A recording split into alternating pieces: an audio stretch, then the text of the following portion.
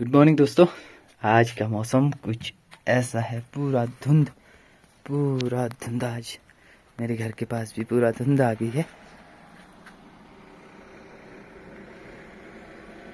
तो हेलो जी, good morning, नमस्कार। पहला एक नए दिन की नई शुरुआत के साथ मैं आशुतोष आप सबका स्वागत करता हूं देवभूमि भ्रमण में।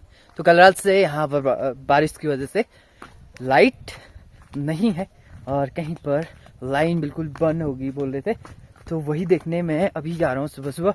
और मैं आप लोगों को फिर से मौसम की अपडेट देता हूँ। और यहाँ पर बहुत ज़्यादा ठंडा होने लग गया है, जिसकी वजह से पूरा कोहरा ही कोहरा, और साथ में ऊपर वाली चोटियों में हल्की फुल्की बर्फ़ देखने को मिल रही है। अब देखते हैं कि क्या कुछ होता है। और साथ में मैं अपने खेतों से लेकर इस पोल पर वही प्रॉब्लम आप लोगों को दिखाते हैं। और मेरे साथ मेरी डॉग।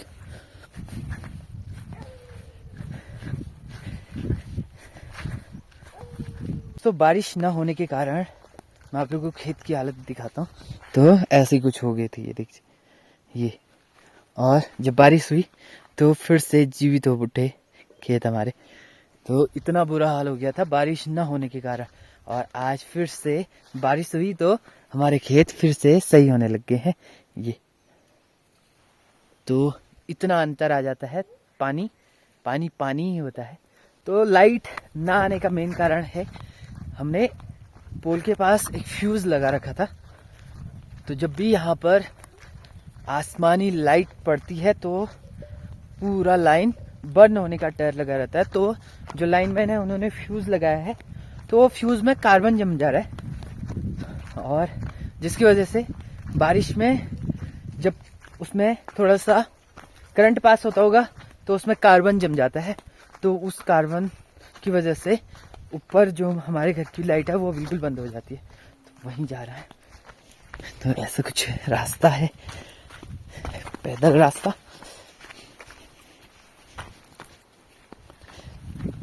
तो इस पोल पे है फ्यूज, और यहाँ पर से तो सही लग रहा है।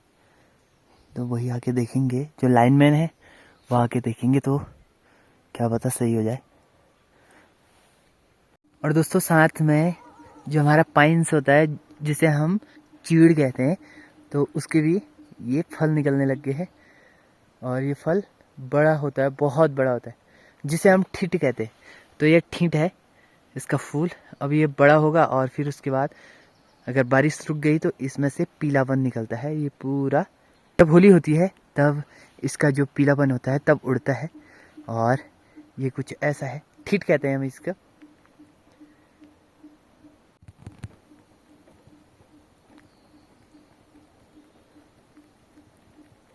तो दोस्तों हमारे उत्तराखंड का सबसे फेमस और बहुत ही खूबसूरत फूल जो है बुरांश। तो बुरांश फूल चुका है हमारे घरों के आसपास, और हमारे घर के आसपास बहुत ज़्यादा बुरांश है। तो ये बुरांश का पेड़ कुछ ऐसा होता है। और इस बार वक्त से पहले ये बुरांश खिल चुका है, और हमारे वहाँ थोड़ा सा वेस्टेज ही जाता है क्योंकि इसका यूज ज़्यादा नहीं होता है।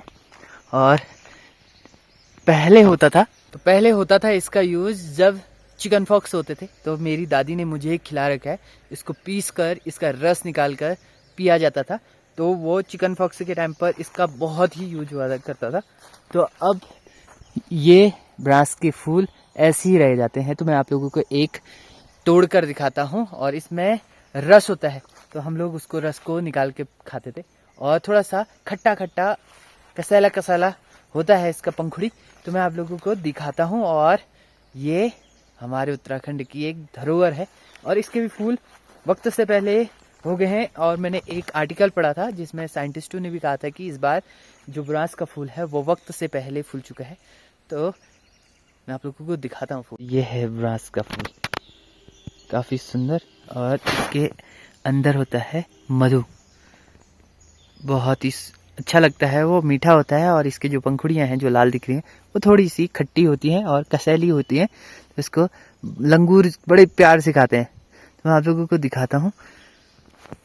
और ये है ना, इसको नहीं खाते हैं। इस थोड़ा सा नशे का काम भी करता है ये वाला जो इसका ये है। सिर्फ अंदर एक पंखुड़ी निकाल के मैं आप लोगों को दिखाता हूँ। तो पंखुड़ी के अंदर जो ये दिखाई दे रहा है ये शहद है, और ये शहद ये शहद है। तो ये शहद हम लोग भी खाते हैं और मधुमक्खियाँ भी खाती हैं। तो ये फूल है। तो दोस्तों मैं जंगल की ओर तो आया ही हूँ, आप लोगों को एक और खूबसूरत चीज़ दिखाता हूँ, जो कि मैं सीधे आप लोगों को उसके पास लेके चलता हूँ। तो पहाड़ों की सबसे अनमोल चीज़ ये आप लोग देख रहे हैं, और इसका इतना बड़ा पेड़ है। तो इसे हम लोकल लैंग्वेज में तिम्मुर कहते हैं, और जो कि खाते ही झम सा मुंह में एक झम हो जाती है, और उसके बाद अगर आप पानी पिए तो बिल्कुल ठंडा पहुंचती है। तो ये एक औषधि है, और खासकर ये पेट और दांत के लिए काफ़ी अच्छी होती है। तो हमारे गांव में कुछ ऐसा इसका हाल है, और पापा और मम्मी इन दोनों के लिए मैं इसको सुखाकर इसका पाउडर दांत मंजन करने के लिए बनाता हूँ। तो अभी आया हूँ और इसको लेके चलता हूँ, फिर इसको सुखाना है और फिर इसके बाद पाउडर बनाना है। तो ये देख सकते हैं हम इसका यूज़ कुछ ऐसा करते हैं, और मसालों में भी काफ़ी यूज़ होता है इसका।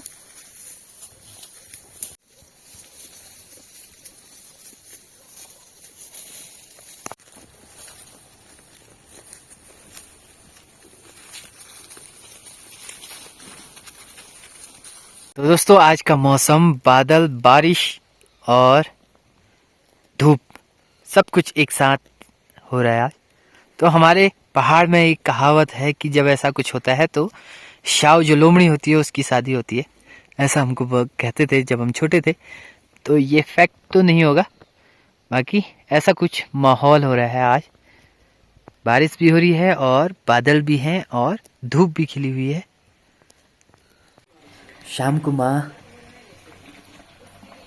मक्खन पिघलाकर घी बना रही है हम सब के लिए, और फिर उसके बाद घी साइड करने के बाद अब हम सब्जी बनाएंगे, और जो कि है। तो दोस्तों ये जो आज सब्जी बन रही है वो है लाई की सब्जी, और इसमें डाले हैं अरबी पिनालू, और साथ में गर्मी के लिए गरम रहे सब्जी और बॉडी के लिए। और ये है भांग पिसा हुआ, तो इसको ऐसे डालते हैं।